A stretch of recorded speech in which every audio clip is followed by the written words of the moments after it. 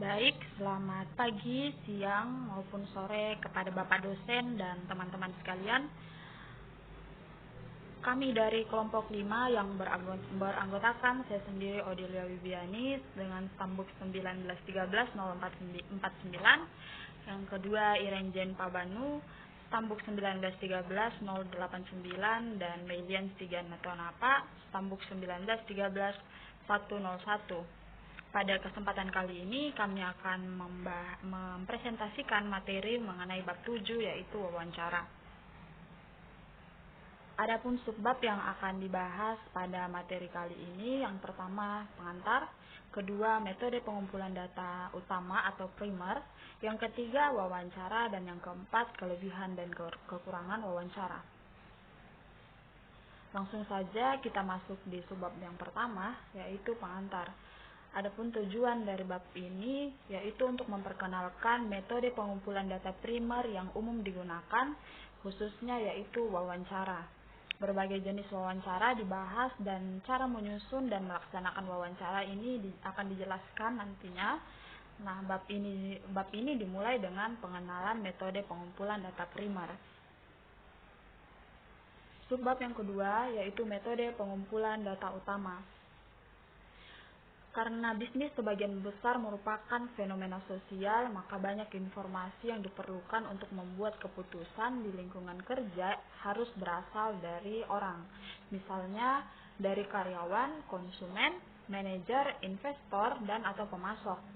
Oleh karena itu, metode pengumpulan data memungkinkan peneliti untuk mengumpulkan berbagai macam data yang berbeda dari responden manusia. Ada 4 metode. Yang pertama wawancara, kedua observasi, ketiga kuesioner, yang keempat pengukuran fisik. Pada kali ini akan dibahas secara khusus mengenai metode wawancara. Untuk 3 metode lainnya akan dibahas di bab-bab selanjutnya. Oke, subbab yang ketiga yaitu wawancara. Wawancara merupakan percakapan terarah antara 2 orang atau lebih. Ada banyak jenis wawancara. Wawancara individu atau kelompok mungkin tidak terstruktur atau terstruktur dan dilakukan tatap muka, melalui telepon atau online. Selanjutnya yaitu wawancara tidak terstruktur dan terstruktur. Pertama, wawancara tidak terstruktur. Wawancara tidak terstruktur diberi label demikian karena pewawancara tidak memasuki setting wawancara dengan urutan pertanyaan yang sudah direncanakan sebelumnya untuk ditanyakan kepada responden. Tujuan yang mungkin dari wawancara tidak terstruktur ini adalah untuk membawa beberapa masalah awal ke permukaan sehingga peneliti dapat menentukan faktor-faktor apa yang memerlukan penyelidikan mendalam lebih lanjut. Mungkin bahasa sederhananya wawancara tidak terstruktur ini yaitu di mana pewawancara ini telah menyiapkan pertanyaan, lalu nantinya responden menjawab, dan dari jawaban responden tersebut akan muncul lagi pertanyaan baru dari jawaban yang telah dikeluarkan oleh responden. Mungkin selanjutnya akan dijelaskan oleh teman saya, Irenjen. Selanjutnya yaitu wawancara terstruktur. Wawancara terstruktur itu sendiri adalah wawancara yang dilakukan ketika diketahui sejak awal informasi apa yang dibutuhkan. Isi dari wawancara terstruktur itu dapat disiapkan terlebih dahulu dan biasanya itu terdiri dari yang pertama pengantar. Di sini pewawancara memperkenalkan dirinya, tujuan dari wawancara tersebut, dan menjamin kerahasiaan, kemudian meminta izin untuk merekam wawancara. Kemudian yang kedua, satu set topik yang biasanya beberapa pertanyaan dalam urutan logis. Biasanya ada pertanyaan pemanasan pertama yang mudah dan dijawab dan tidak mengancam, dan kemudian pertanyaan utama yang mencakup tujuan wawancara. Kemudian yang ketiga ada saran untuk pertanyaan menyelidik, yaitu pertanyaan lanjutan yang digunakan ketika jawaban pertama itu tidak jelas atau tidak lengkap, pewawancara tidak sepenuhnya memahami jawabannya, atau dalam kasus lain di mana pewawancara membutuhkan informasi yang lebih spesifik atau mendalam. Saat responden juga mengungkapkan pandangan mereka, peneliti mencatatnya. Kemudian ada visual alat bantu seperti gambar garis, kartu, dan bahan lainnya juga terkadang digunakan dalam melakukan wawancara. Nah, ketika wawancara terstruktur dalam jumlah yang cukup telah dilakukan dan informasi yang memadai diperoleh untuk memahami dan menggambarkan faktor-faktor penting yang beroperasi dalam situasi tersebut, maka peneliti menghentikan wawancara. Kemudian berikutnya yaitu tinjauan wawancara tidak terstruktur dan terstruktur. Nah, tujuan utama dari wawancara tidak terstruktur itu sendiri adalah untuk mengeksplorasi dan menyelidiki beberapa faktor dalam situasi yang mungkin menjadi pusat area masalah yang luas. Melakukan wawancara tidak terstruktur dengan banyak orang dapat menghasilkan identifikasi beberapa faktor kritis dalam situasi tersebut. Ini kemudian akan dikejar lebih lanjut selama wawancara terstruktur untuk memperoleh informasi yang lebih mendalam tentang mereka. Ini membantu mengidentifikasi masalah kritis serta cara untuk memecahkannya. Berikutnya yaitu pelatihan wawancara. Ketika beberapa wawancara panjang akan dilakukan, seringkali itu tidak mungkin bagi satu orang untuk melakukan semua wawancara. Sebuah tim pewawancara terlatih kemudian diperlukan. Di antara lain, pewawancara harus diberi pengarahan menyeluruh tentang penelitian dan dilatih tentang bagaimana memulai wawancara, melanjutkan dengan pertanyaan bagaimana memotivasi responden untuk menjawab, apa yang harus dicari dalam jawaban, dan bagaimana menutup wawancara. Mereka juga perlu diinstruksikan tentang bagaimana mencatat, mengkodekan tanggapan wawancara, dan perencanaan yang baik. Pelatihan yang tepat itu menawarkan pedoman yang jelas kepada pewawancara dan mengawasi pekerjaan mereka. Semua membantu dalam memanfaatkan teknik wawancara sebagai mekanisme pengumpulan data yang layak. Yang berikutnya adalah beberapa tips yang harus diikuti saat wawancara. Itu yang pertama, mendengarkan orang yang diwawancarai dengan penuh perhatian. Yang kedua itu menunjukkan minat yang kuat pada apa yang dikatakan responden. Yang ketiga, melatih kebijaksanaan dalam bertanya. Yang keempat, mengulangi atau mengklarifikasi pertanyaan yang diajukan. Dan yang kelima itu memparafrasikan beberapa jawaban untuk memastikan pemahaman mereka yang menyeluruh. Itu sangat membantu dalam menjaga wawancara, kelangsungan wawancara. Kemudian merekam tanggapan. Yang keenam itu secara akurat sama pentingnya. Nah, orang yang diwawancara itu dapat membiaskan data atau bias di sini mengacu pada kesalahan atau ketidakakuratan dalam data yang dikumpulkan. Oleh karena itu bias tersebut dapat diminimalkan dengan beberapa cara, yaitu strategi dari berikut ini akan berguna untuk tujuan tersebut. Yang pertama itu membangun kredibilitas dan hubungan baik dan memotivasi individu untuk merespon. Proyeksi profesionalisme, antusiasme, dan kepercayaan diri penting bagi pewawancara. Misalnya, seorang manajer yang mempekerjakan peneliti luar untuk menangani masalah di dalam organisasi akan tertarik untuk menilai kemampuan dan kecenderungan kepribadian mereka. Peneliti harus menjalin hubungan baik dengan dan mendapatkan kepercayaan serta persetujuan dari klien yang mempekerjakan bahkan sebelum mereka dapat memulai pekerjaan mereka di organisasi. Memperolehan informasi yang jujur dari responden atau peneliti pewawancara harus dapat menjalin hubungan dan kepercayaan dengan mereka. Dengan kata lain, peneliti harus mampu membuat responden cukup nyaman untuk memberikan jawaban yang informatif dan jujur tanpa takut akan konsekuensi yang merugikan. Nah, peneliti juga dapat membangun hubungan baik dengan bersikap menyenangkan, tulus, sensitif, dan tidak mengevaluasi. Strategi yang kedua yaitu teknik dalam bertanya. Misalnya seperti penyaluran. Pada awal wawancara tidak terstruktur, disarankan untuk mengajukan pertanyaan terbuka untuk mendapatkan ide yang lebih luas dan membentuk beberapa kesan tentang situasi tersebut. Misalnya, pertanyaan yang bisa diajukan yaitu, apakah perasaan Anda tentang bekerja untuk organisasi ini? Dari tanggapan terhadap pertanyaan yang luas ini, pertanyaan lebih lanjut yang secara progresif lebih terfokus dapat diajukan. Peneliti memproses tanggapan orang yang diwawancarai dan mencatat beberapa kemungkinan masalah kunci yang relevan dengan situasi. Yang kedua yaitu ada pertanyaan yang tidak bias. Penting untuk ditanyakan pertanyaan yang tidak bias untuk memastikan bahwa Anda meminimalkan bias dalam tanggapan. Misalnya, ceritakan bagaimana Anda mengalami pekerjaan Anda. Adalah pertanyaan yang lebih baik daripada, wah, pekerjaan yang Anda lakukan pasti sangat membosankan. Yang ketiga yaitu mengklarifikasi masalah. Memastikan bahwa peneliti memahami masalah sebagaimana responden bermaksud untuk mewakilinya. Disarankan untuk menyatakan kembali atau menyusun ulang informasi penting yang diberikan oleh responden. Misalnya, jika orang yang diwawancari mengatakan ada kebijakan promosi yang tidak adil dalam organisasi ini, senioritas tidak dihitung sama sekali, juniorlah yang selalu dipromosikan.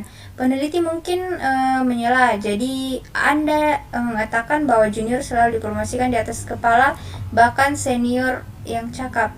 Pengulangan dengan cara ini memperjelas masalah. Apakah responden menganggap kemampuan itu penting atau tidak? Kemudian yang keempat itu membantu responden untuk memikirkan masalah.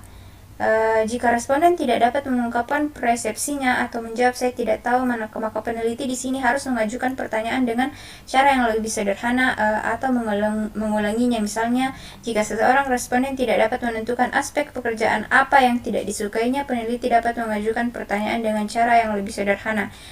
Misalnya, mungkin ditanya tugas mana yang lebih dia sukai, melayani pelanggan atau melakukan pekerjaan pengarsipan. Dan yang terakhir itu membuat catatan. Saat kita melakukan wawancara, sangat penting bagi kita peneliti untuk membuat catatan tertulis saat wawancara berlangsung atau segera setelah wawancara berakhir. Pewawancara tidak boleh mengandalkan ingatan karena informasi yang diingat dari ingatan tidak tepat dan seringkali mungkin salah. Berikutnya akan dibacakan oleh teman saya.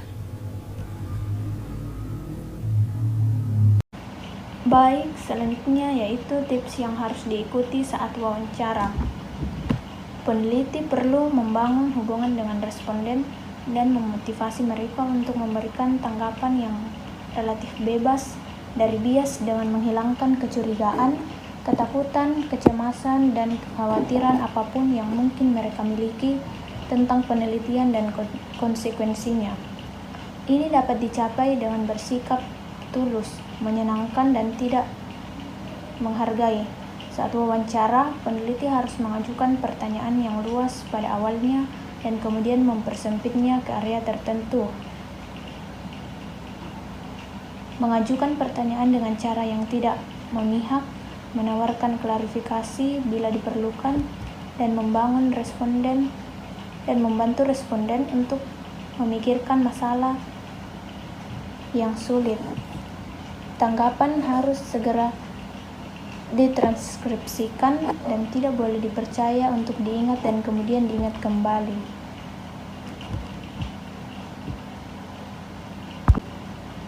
Setelah melihat wawancara tidak terstruktur dan terstruktur dan mempelajari sesuatu tentang bagaimana melakukan wawancara, sekarang kita dapat mendiskusikan wawancara tatap muka dan telepon. Yang pertama, wawancara tatap muka. Kelebihan utama dari wawancara tatap muka atau wawancara langsung adalah bahwa peneliti dapat menyesuaikan pertanyaan yang diperlukan, mengklarifikasi keraguan, dan memastikan bahwa tanggapan dipahami dengan benar dengan mengulangi atau menyusun ulang pertanyaan. Peneliti juga dapat menangkap isyarat nonverbal dari responden. Ketidaknyamanan, stres, atau masalah apapun yang dialami responden dapat dideteksi melalui kerutan, ketukan gugup, dan bahasa tubuh lainnya yang secara tidak sadar ditunjukkan olehnya. Ini tidak mungkin dideteksi dalam wawancara telepon. Kemudian, kelemahan utama dari wawancara tatap muka adalah keterbatasan geografis yang mungkin mereka timbulkan pada survei dan sumber daya yang besar yang dibutuhkan jika survei tersebut perlu dilakukan secara nasional atau internasional. Kelemahan lain adalah bahwa responden mungkin merasa tidak nyaman tentang anonimitas tanggapan mereka ketika mereka berinteraksi tatap muka dengan pewawancara. Yang kedua itu wawancara telepon. Kelebihan utama dari wawancara telepon dari sudut pandang peneliti adalah bahwa sejumlah orang yang berbeda dapat dihubungi jika perlu di seluruh negeri atau bahkan internasional dalam waktu yang relatif singkat. Dari sudut pandang responden, hal ini menghilangkan ketidaknyamanan yang mungkin dirasakan sebagian dari mereka dalam menghadapi wawancara.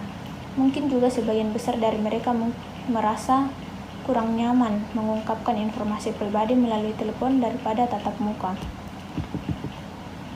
Selanjutnya, kelemahan utama dari wawancara telepon adalah bahwa responden dapat mengakhiri wawancara secara sepihak tanpa peringatan atau penjelasan dengan menutup telepon. Selanjutnya yaitu sumber bias tambahan dalam data wawancara dan wawancara dengan bantuan komputer. Yang pertama, sumber bias tambahan dalam data wawancara. Data bias akan diperoleh ketika responden diwawancarai saat mereka sangat sibuk atau tidak dalam humor yang baik. Tanggapan terhadap isu-isu seperti pemogokan, PHK, atau sejenisnya juga bisa menjadi bias. Kepribadian pewawancara, kalimat pengantar, infleksi suara, dan aspek-aspek lain semacam itu dapat menimbulkan bias tambahan. Kesadaran akan banyaknya sumber bias akan memungkinkan pewawancara memperoleh informasi yang relatif valid.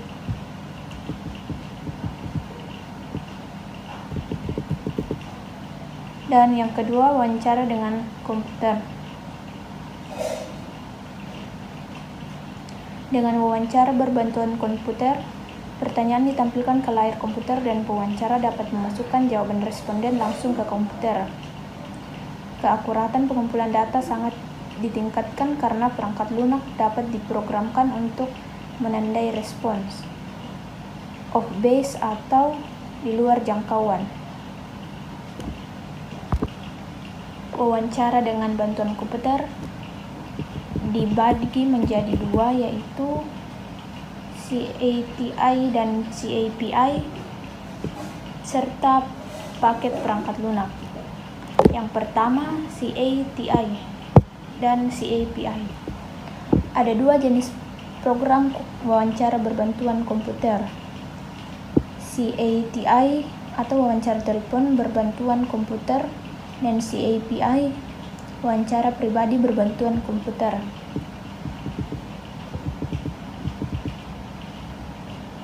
CATI yang digunakan dalam organisasi penelitian berguna karena tanggapan terhadap survei dapat diperoleh dari orang-orang di seluruh dunia. Komputer mengajukan pertanyaan dengan bantuan perangkat lunak dan responden memberikan jawabannya. Komputer memilih nomor telepon, memanggil, dan menempatkan tanggapan dalam file. Data tersebut kemudian dianalisis. Wawancara telepon yang terkomputerisasi dan diaktifkan suara juga dimungkinkan untuk survei singkat. CAPI melibatkan investasi yang agak besar dalam perangkat keras dan perangkat lunak. CAPI memiliki kelebihan yaitu bisa mandiri dikelola, yaitu responden dapat menggunakan komputer mereka sendiri untuk menjalankan program sendiri begitu mereka menerima perangkat lunak dan memasukkan tanggapan mereka, sehingga mengurangi kesalahan dalam pencatatan. Namun, Tidak semua orang merasa nyaman menggunakan komputer pribadi dan beberapa mungkin tidak memiliki akses ke komputer tersebut. Yang kedua itu paket perangkat lunak. Catatan lapangan yang diambil oleh pewawancara saat mereka mengumpulkan data umumnya harus ditranskrip, dikodekan dengan tangan, ditabulasi, dan seterusnya. Semuanya membosankan dan memakan waktu. Selanjutnya, wawancara kelompok. Wawancara dapat dilakukan secara individu, tetapi juga secara kelompok, di mana pewawancara mengajukan pertanyaan terbuka kepada sekelompok peserta.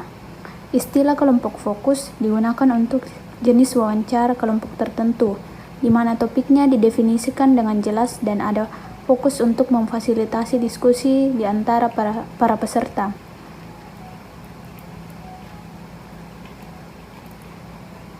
Grup fokus atau kelompok fokus biasanya terdiri dari 8 hingga 10 anggota dengan moderator memimpin diskusi tentang topik, konsep, atau produk tertentu. Anggota umumnya dipilih berdasarkan keakraban mereka dengan topik di mana informasi dicari. Organisasi besar seperti Coca-Cola, Unilever, dan Nike secara teratur mengumpulkan pria dan wanita muda dari seluruh dunia untuk memanfaatkan ide-ide mereka untuk produk baru. Diskusi kelompok terfokus pada topik tertentu di lokasi tertentu dan pada waktu tertentu, memberikan kesempatan untuk format yang fleksibel dan mengalir bebas bagi para anggota.